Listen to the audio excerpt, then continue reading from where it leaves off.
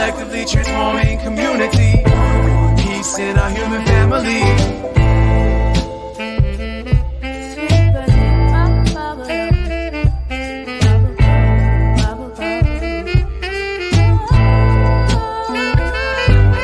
One love, one growth, as above, so below. Feel the pain in my soul, the red pill dissolved. Organized, no matter the cost. Politicians start wars, they don't fight, they send the poor. And nothing lasts forever as long as we stay together. Give hell to the masses, watch the unity rapture. This is for the kids and the culture. It's one love, one growth, one light, light warriors. Good afternoon, everybody. Well, actually, it's the morning on Eastern time. My name is Jenan Matari again, and I want to thank everybody for the support and the love that's been going on about this podcast. And I will have another great, awesome guest who used to be a part of TED Talk in 2017. Mm-hmm. Yes, they are also an editor, and they edit for a platform called Miss Muslim for Muslim women. This is a great interview, and I hope you guys definitely enjoy this. So if you could just introduce yourself, Jenna. Thank you so much for coming on. Yeah, thank you so much for having me. Hi everyone, my name is Jenan Matari. Janan, I said Jenna. Yes. Yeah. Sorry. No worries. I always give I give people like the first try to see where they're at with it, and then sometimes I have to correct it, but it's no worries. So like Jamar was saying, I founded a website for Muslim and minority women called Miss Muslim. I also founded a PR agency called Zaytoon Publicity, which is focused on representing indigenous and minority brands and founders and artists. So we got some cool stuff going on.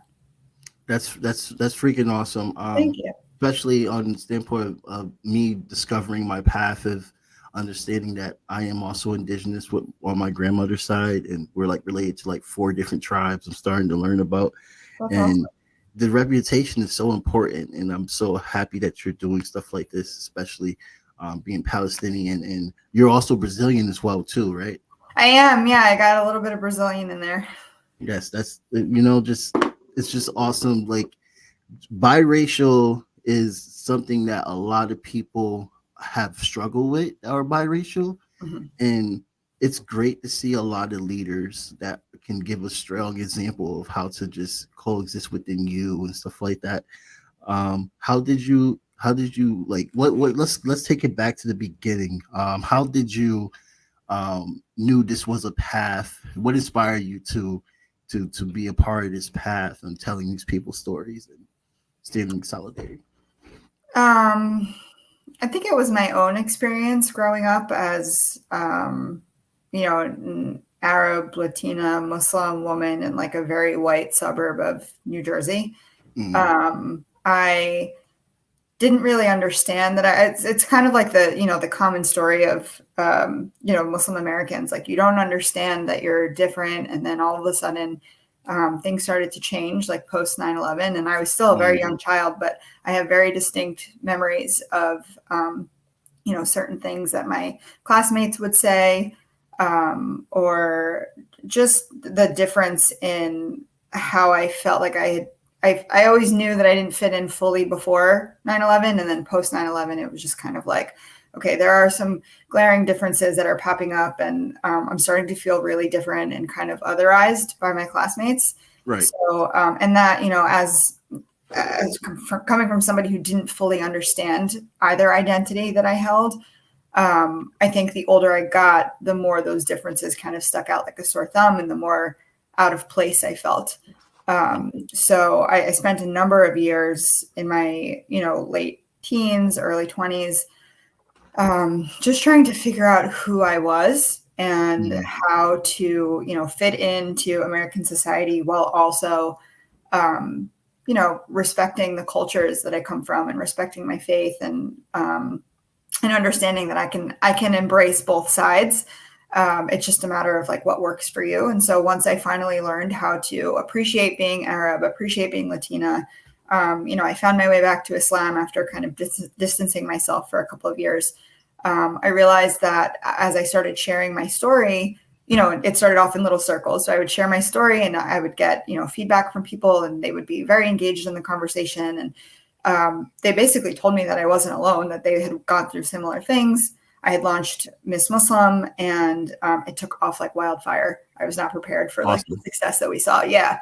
And it just really proved to me that there was a really big need for people to speak out about this subject.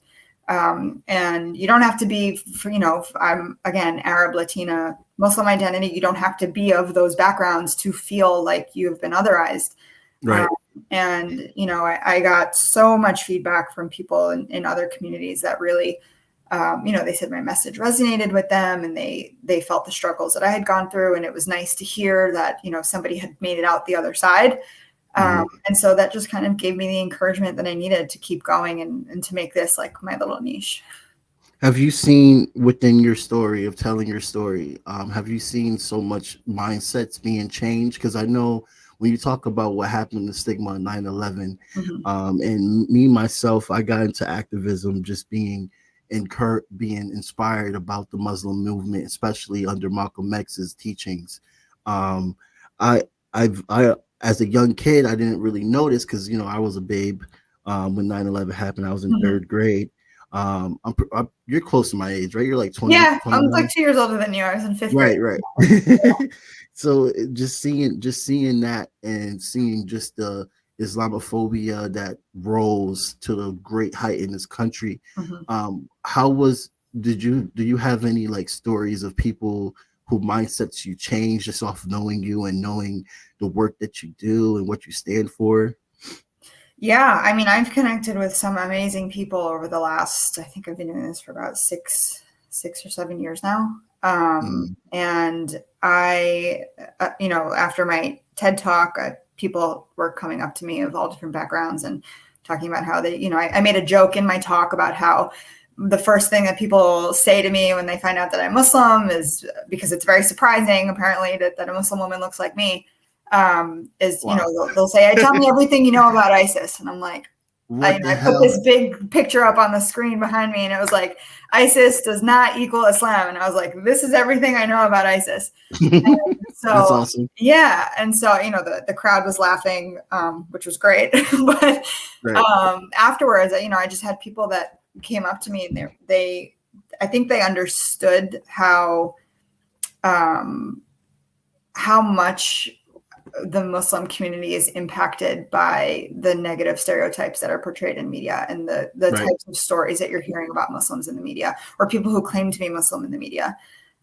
Where, they said that there were parts, while they might not have been able to resonate with the part about being Muslim in America, there were other things in my talk that got them to listen and to engage and to connect with, that when it came time to talking about being Muslim, they were more open-minded, and they understood finally like how our community has been impacted, and how little questions that might be a joke in somebody's mind just can kind of like trigger somebody, or they it makes us uncomfortable. You're putting this unnecessary pressure and expectation on people who are not white Christians to explain everything that there is to know about something that they most likely don't know about. Like, you know what I mean? Like, I'm just a normal person. I don't want to go into, the wars and massacres that are happening in the Middle East. Yeah, you don't have to do that. Yeah. Like, I would go to, Christmas parties of, friends at the time. And like every year there would just be people were like lining up to talk politics with me. And I'm like, I'm not a politician. I'm not educated in politics. Like, I have a politicized identity, but it doesn't mean that every single time I'm out in public, this is what I want to talk about. So I think that kind of, these writings that I put out and the speeches that I give, it helps people understand that like they really need to start seeing the BIPOC community as just normal human beings. The expectations for us to educate people. Yeah, right. The expectations that we are to educate people or, spend every waking moment like trying to normalize our existence is just inappropriate. And so Yeah. And it's not on us to always try to educate people. No, absolutely Not not. our birthright to do Yeah. so. Yeah. And it's honestly, I mean, and even within, you know, BIPOC communities, we have issues of expecting to be educated by each other. So like I fully acknowledge that like racism exists in Exactly. non-Black communities of color.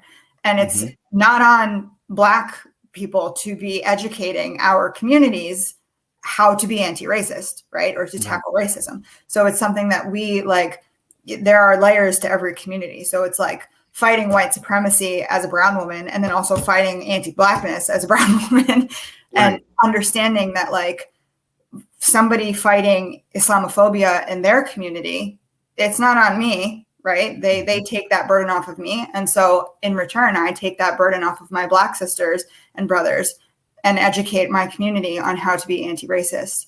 Right. And so Right. like we're all in this together. We all have to understand that like just because, you know, I'm a person of color doesn't mean that I'm exempt from having racist thoughts or racist, you know, biases.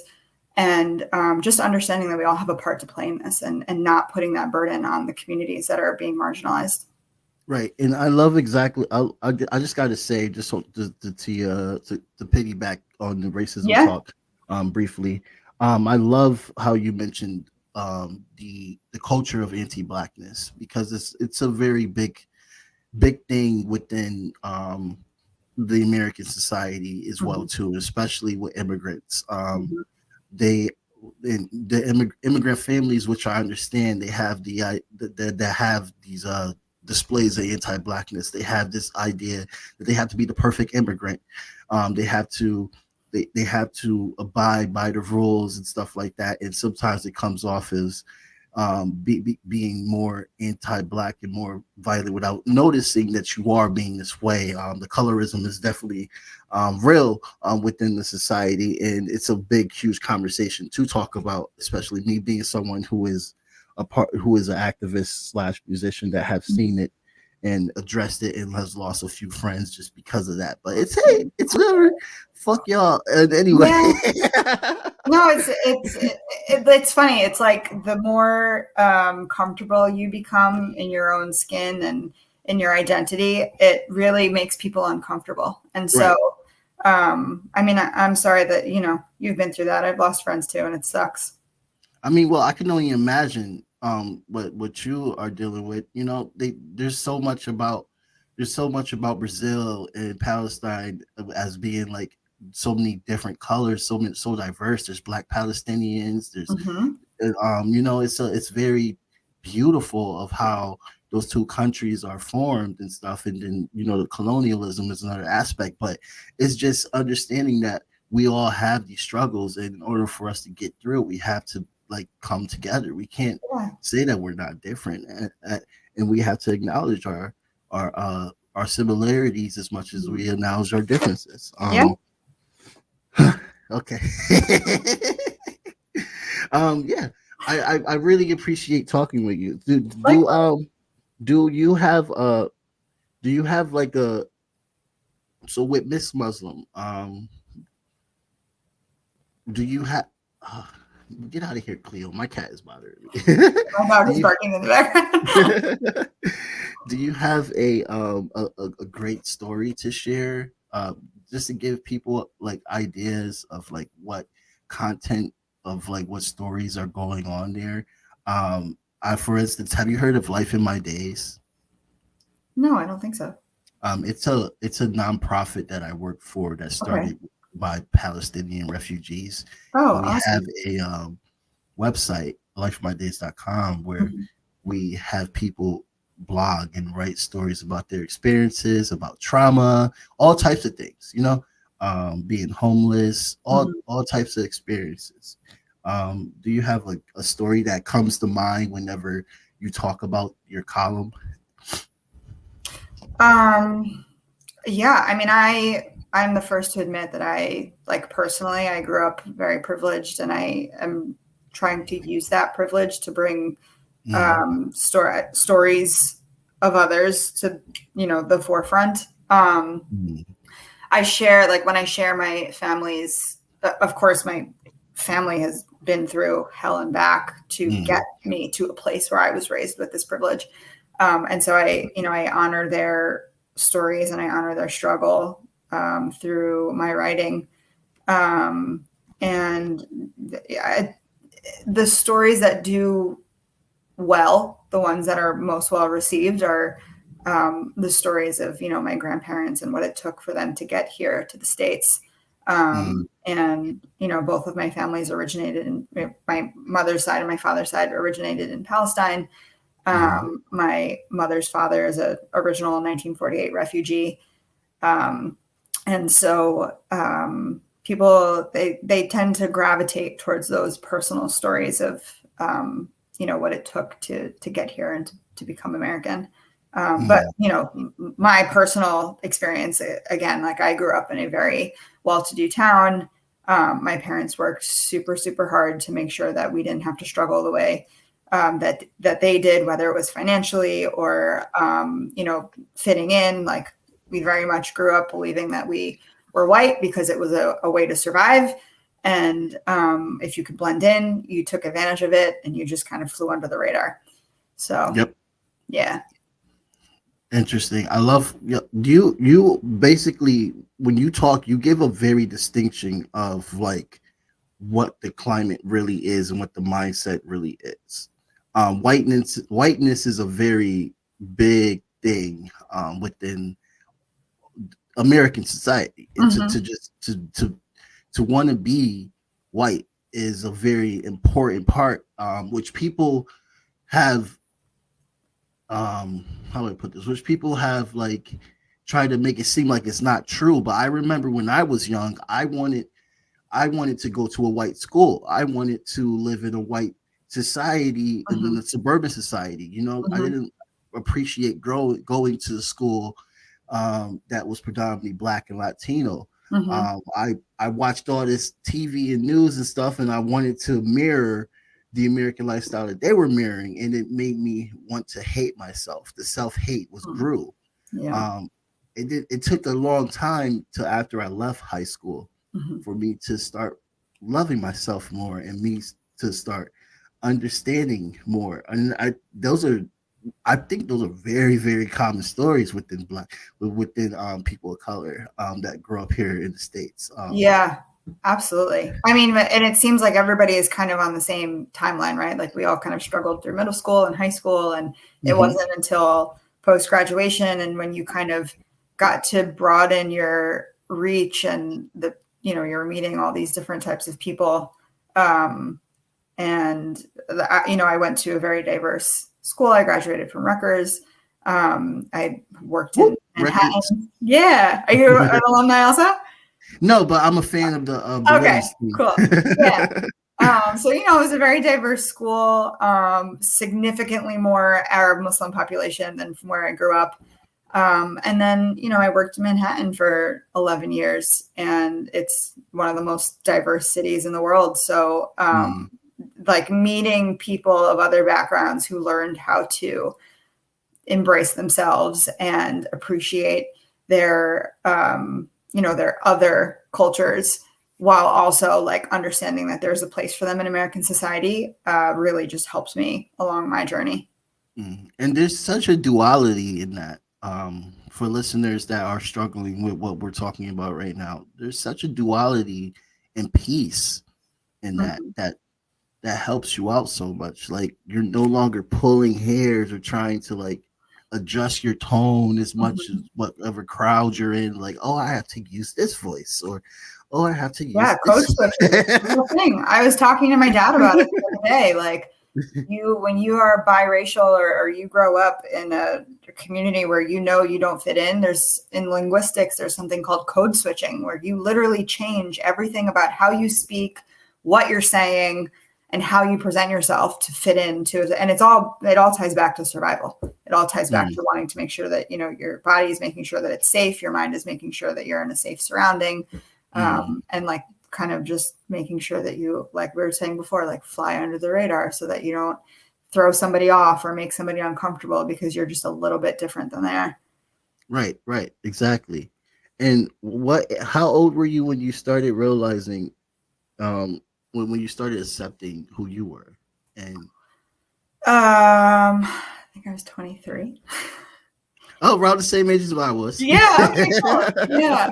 I feel like a lot of people have like a life-changing moment around that age. But Right. yeah, I went to a trip to like the other side of the world. Nice. Me and my husband's very aware of the story. Like, I met somebody, and it was like the first Arab Muslim guy that I had met. And I was like, oh, he's modern just like me. This is super cool. And then after a couple of months, it was like, I was being told by, him and his family, like, you're not Muslim enough, you're not Arab enough, you don't speak Arabic. How could you ever raise children that would appreciate where they come from? And so I had a moment where I was like, okay, this is everything I feel about myself, and I'm allowed to feel that way, but you're absolutely not allowed to feel that way. Like, nobody gets to tell me that I'm not Arab enough or Muslim enough or, good enough. Right. And so I think that's what really kind of like lit a fire under my ass and was like, you got to get going and like learn how to appreciate where you come from, and you need to embrace your culture more. And, it's not embarrassing to be Arab. It's not, it's, if anything, I feel like people of color have been given this wonderful gift. Like, it's something interesting that we're just innately born with. And kind of shy away from it was just doing a disservice to you as who you are as a person, and also to your ancestors who have struggled to bring you to where you are today. Right. So, Right. yeah. Right. I have been told earlier on that I was like not black, not pro black or anything. And if I had a white partner, they're like, oh, you're definitely not black because you're dating a white person. Like, what is I definitely I can tell so many stories and stuff, but it doesn't matter. It doesn't matter what your accent. It doesn't matter where you're from. It's you are a part of that community. You will always be a part of that community.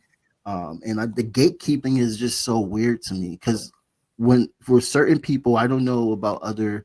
I don't want to speak on other cultures, but I do know that within Black communities that certain people, they have a standard of what Black is, and they start to automatically do what white people have done, with basically just like be like the racist white male within the Black community, saying, well, you're gay, that's not Black. Black women need to be in servitude to Black men, or they have these standards that accumulate. And this is not everyone. This is just like certain people. You start to notice that that tells you that you're not a part of a culture because of the way they perceive what Blackness is, or the way they perceive what Muslim is. Like, for instance, the Palestinian refugees that I used to that I worked for. Well, the board's changed now. It's queer led. We're all either queer or trans. But the original member Ahmed was Muslim, Palestinian, and also trans. They are non-binary, and they had to deal with a lot of flack just for being non-binary.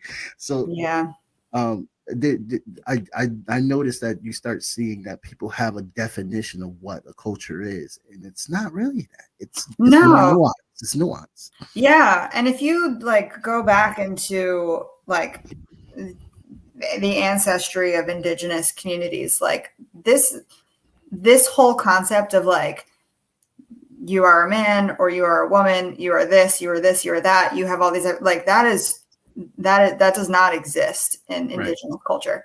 That is like a colonialist, many times white supremacist like ideology has seeped into our communities. And so a lot of times, like when you talk about gatekeepers, like it's not something that is original or like organic to our communities. This is just proof that like colonialism has come in and totally like warped our idea of what it means to exist, what you have to be like in order to exist safely and freely. And like for me, it's really important to always recognize that like that doesn't come from our communities. That comes from white supremacy, colonialism, and a bunch of other shit that other people brought into our communities, just kind of brainwashing people. Yeah. I definitely agree. Again, you're straightforward. This is dope. You're not really sugarcoating. Some people No, I sugarcoat. don't know. You're not like I'm that. That's told to do dope. that. Yeah. That's dope. Like I Thank you. respect that a lot because I'm kind of that way too, and I feel like I offend people sometimes, and it feels good to know that like there's other people that are also straightforward because that word colonize is a very offensive term to people. A lot of people don't like that Yeah, shit. yeah. I've learned to really use that one with confidence over the last few months, and it does. You're right. It pisses people off, but I joke around a lot, and I talk about how like what I'm going through right now in terms of like embracing my Palestinian identity and talking about it out loud. Because there's one thing to embrace it, and then there's one thing to get rid of the fear of talking about it publicly. Because there has absolutely been a past of Palestinians, losing jobs and Do you being mind speaking on dangerous. that a little bit? On like the Yeah, experience of just being out as a Palestinian within our country? yeah. I mean, it's obviously no secret that this country is absolutely in support of Israel, and both publicly and monetarily, and by when I first started sharing my family's history, um, my family had a really hard time with it because my parents grew up in a generation where it was dangerous to be Palestinian for your well-being and your success. Palestinians have lost jobs when speaking out against Israel, or just speaking about being Palestinian. And like we were talking about before, we've lost friends. I mean, I personally feel like a weight has been lifted off of my shoulders. Like after I left the corporate world, and I stopped working for other people because I always felt like every time I spoke about being Palestinian, even if it was just sharing my family story, like we have just been trained to believe that anything related to Palestine equates to somebody being anti-Semitic, or, that they sympathize with terrorists, like a bunch of crazy stereotypes Wow. and tied to Palestinian identity. Yeah. And so I always felt like I kind of, I don't know how to explain it, almost like there's like a boot on your neck, and if you say the wrong thing, or if you're too Palestinian, like whether it's an employer or a school, like they're just waiting to shut down Palestinian activists. And so leaving this space of like, I need to make sure I get a paycheck that's steady from other companies, and I can't, like, I didn't at the time have enough trust in myself to be able to say, okay, I'm really going to become an entrepreneur now, and I'm going to make sure that like I make my own money. But like that whole journey has led me to becoming more confident in speaking about Palestine, because I'm no longer afraid of like, I'm going to lose my job if I say the wrong thing, or, what if my boss sees this on social media? And so it sucks that that's where we have to be in order to feel comfortable. Cause I do know that there are incredible Palestinian activists who are just, you can't advocate for Palestine and have a job. And like, that's not fair, so. Do you see a Yeah. cultural change within now? Like, do you see more support for Palestinians now than there was when we were growing up? Absolutely. Absolutely. I do. I mean, for starters, people know where Palestine is now. Like that was the big Right? thing when I was growing up, was like, I'd say I was Palestinian and they'd be like, oh, you're Pakistani? I'm like, no, I'm like, it's totally different region. And like totally different, like looking people. So, Don't worry. It took definitely them a while progressed. to learn that Africa was a continent and not a country. Not a country. Yeah. I mean, but that's the education system that we have here, right? That's what, like, we don't bother to teach people about anything that isn't American history or a revised version of American history.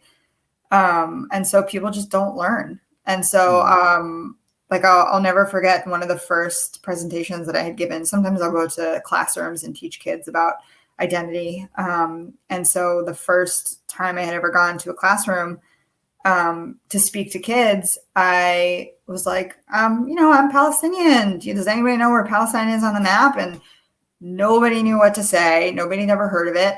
And then I pulled up like the Google Maps on the teacher's smartboard and I typed in like Jerusalem, Palestine, and it was like, does not exist, came up. And I was like, oh my God, this couldn't have been a more perfect introduction to my lesson.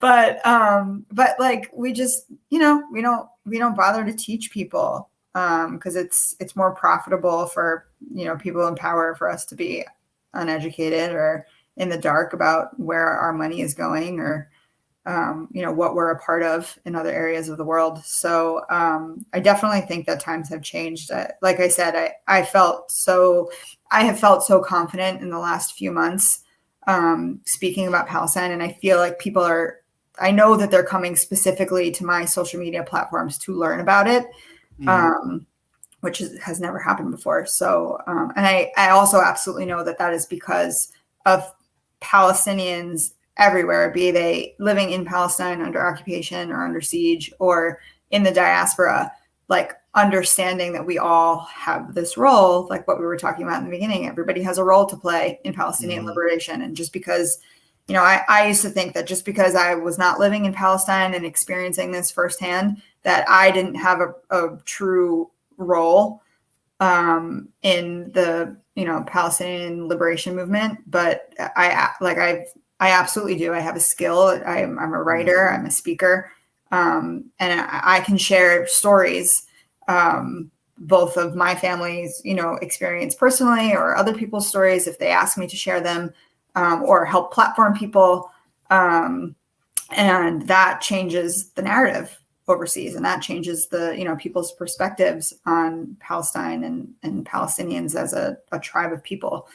And so all of that together combined, it really has just like moved the needle forward.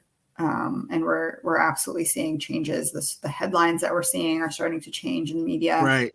Yeah. Every time I see it, I'm just like, thank God. Yeah. Yeah. So happy when I see that. Yeah. So I mean, it's important to understand that we are all like, we are all a part of this. We all have a part to play. And so we cannot just leave it to, people who are living under, like I said, occupation or siege. We cannot just throw it all on their shoulders and hope that they stay there and that they never take the rest of our land, Look at, like, for example, South Africa. That's a big example of like how I see the changes coming now.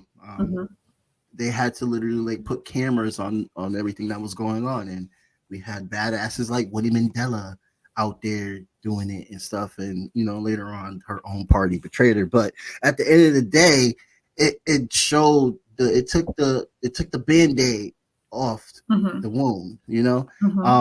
Mentorship. I have a lot of mentorship vibes with you. Are you mentoring any young Muslim women? Do you have anybody that you like guide that they to express this knowledge, to share this knowledge out?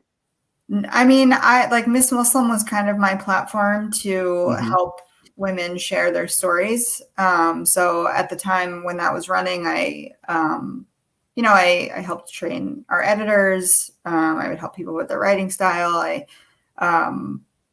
I would help people just be more confident, but nothing has ever been like an official mentorship type of status. But I definitay still have a little bit of like imposter syndrome when it comes to that kind of stuff. Like that's when you're doing it, right? Yeah, I because I just share my personal experience. I'm like, what can I offer somebody? Like I'm not, trained professionally in these areas. Right. But it's nice to recognize that like you can be a mentor for somebody in other aspects of life, but nothing official. Yeah, I can definitely sense of a mentorship vibe with you. Like you could definitely do a lot of. If you were a mentor, I could see like you could do a lot of work in that. I appreciate that. Thank you. Well, I just want to throw that out there. Also, you were saying about like not feeling like you were as involved. like as has the right to be involved of the liberation music movement? Is it because of just two questions on this? Is it because of where you grew up at, or is it because you felt is it because where you grew up at, and also is it also because you felt that you wasn't as connected since you were here? Like, so it was there a connection part or origin part, and was that a part of the reason why you felt like you wasn't part of it or you shouldn't be a part of it? Yeah, I think a little bit of both. My privilege is definitely something that I try not to feel guilty about. But like as long as I am using it for the benefit of my community and to help others, I've learned to kind of like accept it rather than be embarrassed about it, I guess is the word. I'm so grateful for it. Like I don't want anybody to misconstrue what I'm saying. Like Right. I have like an overwhelming sense of gratitude that I have grown up the way that I did. But that also kind of makes me feel like maybe maybe it's not my place to speak on certain issues, or, because my family survived what happened to them in 1948 and, in later years, and we came here, that I don't have a right to speak about Palestine. But like what we were saying before, like I don't speak Arabic well. So I definitely feel like there are still parts of my identity that I need to kind of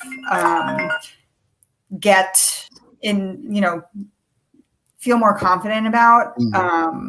But I'm learning to like use all of this to my advantage and, like I said, use my privilege for good, and understand that like just because there are parts of being Palestinian that are missing, like not speaking the language or, going back home frequently, it doesn't mean that I'm any less, entitled to speak about my identity or to try and help my people. Have you ever heard of Childish Gambino? Of course. Awesome. You kind of remind me of him. That's an honor. Thank you. Yeah. It's a great positive reminding, because he grew up in a very privileged home, and people have been trying to just tongue assassinate him, Twitter assassinate him when he came out with the "This Is America" song and started really becoming unapologetically black within his content, because they felt that since he was dating an Asian woman, he wasn't a part of it. And since he was born with a silver spoon in his mouth, he wasn't a part of it. But no matter what backgrounds we come from, the fact that we bring attention to issues like this helps and benefits so much more. And we should be encouraging people of all backgrounds that share the same identities that we have to continue to speak out and not struck them down. And I want to get that example for the audience so they can get a full understanding, like, and I want to do it in a non, I was thinking in my head, what good example can I bring up that won't bring a whole clusterfuck of a whole lot of damn politics within involved. And I'm like, Childish Gambino, he's a very interesting story within that aspect. And I think we all need to, because he's a good inspiration for me, because I'm in a interracial relationship as well too. So he definitely was somebody that helped me like learn more and looking at his life past, stuff like that. Because I would think sometimes, I have dated within my race countless times, but they don't count those when they see you with somebody else. It's the stuff that they can pack points off for. Right. They were like, oh no, that didn't happen anymore. So I need somebody as a great example. So that's really dope. Thank you. Also, so for your column, do you have people that are understaffed that write for you now? Do you have or is it like a free blog where any Muslim women can just go on and put in their thoughts and stuff like that? Yeah, like I said, since launching Zaytoon, that's kind of taken precedent over Miss Muslim, because that is all volunteer based. So we did have like a staff of, at one point we had about 50 writers from all over the world that were consistently writing for the site. Yeah, but now it's just a platform that's open to anyone. You don't have to be Muslim. You don't have to be a woman. It's anybody who has, thoughts that they want to share with the world, that, if there's an issue that they want to tackle, it's just a public platform, for them to be able to do that. Is there any other projects that you're working on as well too? Do you have like any things in the works that you are like really proud of doing and stuff in behind the scenes? Oh, thank you for asking. You're like the ultimate promo. Well, I try. Yeah, no, great.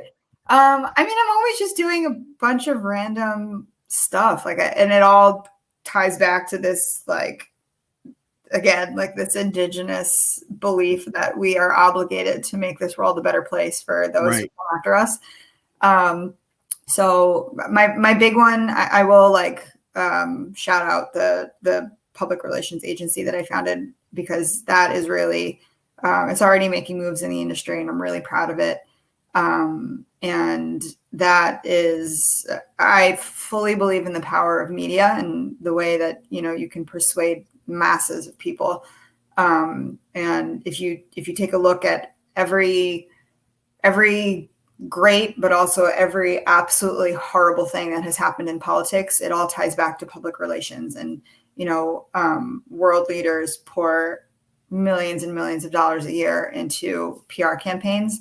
And so to kind of get in there and level the playing field a little bit, and, give people of color who don't have this generational wealth or, the identity that you need to fundraise millions of dollars, if you catch my drift and where I'm going with that. Yep.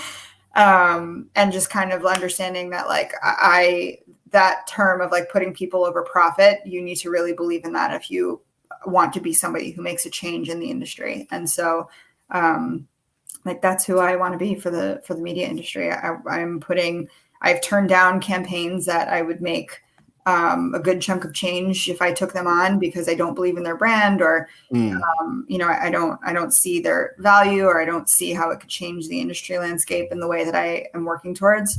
And so I am really, really proud of everything that we're doing at the agency. That's really awesome. And if you can send me a link to that, I can definitely put that in the show notes. Yeah, absolutely. When I release this in November. Now. It's just zaytoonpublicity.com. Okay. Yeah.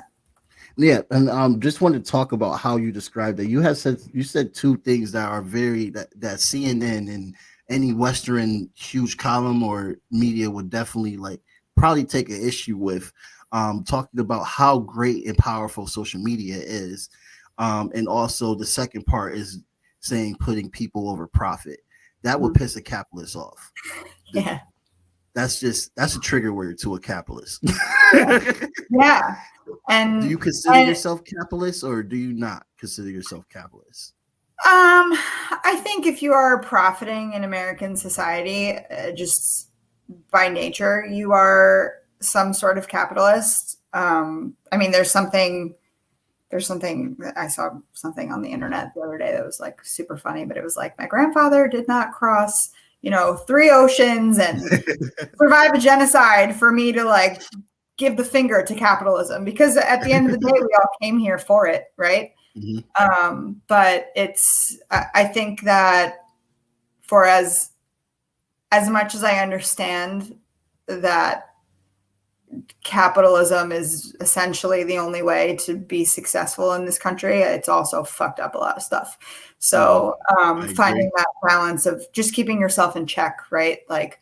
Understanding that, yes, I need to pay my bills and I need to survive, but I'm not going to sell out or, disrespect my morals or my values for money. So yes, that's a long answer of saying I'm not really sure what I call myself. But. That's okay. I've been calling myself a socialist since I met Marx and stuff like that. Okay. Yeah. So hey, I love that, because it's so important to make sure that you are, is there a soul in what you're doing? I mean, it's just that simple. It's like anything else. If your intentions are good and you are, like I said, making a positive change for the world, you do you. And the last thing, with the network, with social media, like Mhm. how strong the presence is, you have any pushback from either a Facebook or Twitter, or has any um somebody from CNN or the New York Times, have they ever wrote a smear piece about you? Have anybody reached out negatively about what you're doing in since you've been launching this and working on this? Yeah, I mean, all the time. Part of like I said, part of the reason why I left the workforce to start my Mhm. own thing was because of the feedback that I was getting. Right, right, right. And it, it just, I, I've definitely been shadow banned. I know that that's a thing. People don't believe it's a thing, but it's Oh, absolutely it's a a thing. thing. Yeah. I'm Like, shadow I banned have, too. yeah. I mean, it's impossible to go from like 800,000 views on a reel to like 3,000 out of nowhere. And it's like, I notice that it's whenever I post too many things about Palestine repetitively. So it's absolutely a thing. And I mean, I haven't had like what they did to Bella Hadid and Dua Lipa in the New York Times Yeah, yet. I hope that never happens, but yeah, that like was crazy. definitely like in my DMs or the things that I hear from people, whether it be from my hometown or in the workplace, I definitely hear some not so nice things about the work that I'm doing. So Well, like they always say, good and bad publicity is always good yeah, publicity. yeah. If anything, it fuels your fire, right? Like Right? hear people. I mean, I literally had somebody once call me a wannabe ISIS bride, and I was like, what does that even mean? Like, what? That person sounds Yeah, crazy. Jesus. like literally all I've talked about is like how I've struggled to be Muslim in this country because it's not accepting of my faith and Right. like that's what you took out of that. All right. That's So crazy. Oh my yeah. God. Now, So are you East Coast, West Coast? I'm East Coast. Yeah. You're East Coast? Yeah. Okay, Yeah. awesome, awesome. Yeah. Um, oh, all right. So we're in the same time zone. That's dope. All Oh, right. cool. Okay. Yeah. Yeah. So thank you so much for coming on. And I apologize for being late. Don't Oh my God. apologize, please. It I happens. can't believe I did that. It's okay. I was honored to be on here. This was a really fun talk, and it's nice to like have a conversation with somebody who's real and doesn't bullshit or beat around the bush and just wants to talk about the hard stuff. So this was really awesome. Yes, yes. This is something that I've been trying to work real hard on for this podcast, because you get a whole lot of different individual people on Mhm. and stuff like that. And the most important part that I want to address, because I took some flack for having a COVID interview with a doctor that lost his license, and so he definitely wasn't as Okay. he wasn't really on his stuff, so far to say. He had some good factual things, then he also had some way wacky stuff. Yeah. So I took a lot of flack for that. So I'm trying to be transparent with people. Look, guys, I hear y'all. I'm sorry about that. Like Yeah. doctor on. But I want to thank you so much, because I always want to talk with I always want to center the voices of Muslim, Palestinian, especially people on every single season I do, so we can always remember the dialogue has to keep going. And I'm so glad that you returned my message and was down to talk. Thank you so much. You're dope, and I want you to keep doing everything that you're doing. Piss off more people if you want to. Just do whatever the hell you got to do to get your message out. I Thank support you. you. I definitely would love to have you back on the show another time down the line and stuff. Absolutely. Thank you so much for everything that you're doing. If you have any like last final words for my audience Mhm. that you would like to share, definitely. Thank you. You're a really awesome host, and this is great. And I'm always here to support. So thank you for having me on the show. I guess the last thing I'll say is that when it comes to like pissing people off, people with inherent superiority, this feeling of superiority over others, they get pissed off when they see people of color really embracing their power, and you are seen as a threat. So if anything, take it as a compliment. to keep pushing forward and, to keep learning about yourself and your lineage and honoring your ancestors and doing what needs to be done to, like I said before, level the playing field and uplift, voices of color and doing good work for your community. So keep pissing people off. Thank you. And it's Jenan Matari. Jenan Matari, yep. Awesome. Thank you so much, Jenan, and have a very good day. You too. Take care. Bye. Collectively transforming community, peace in our human family, volume of unity, divine light shining individually, collectively transforming community, peace in our human family.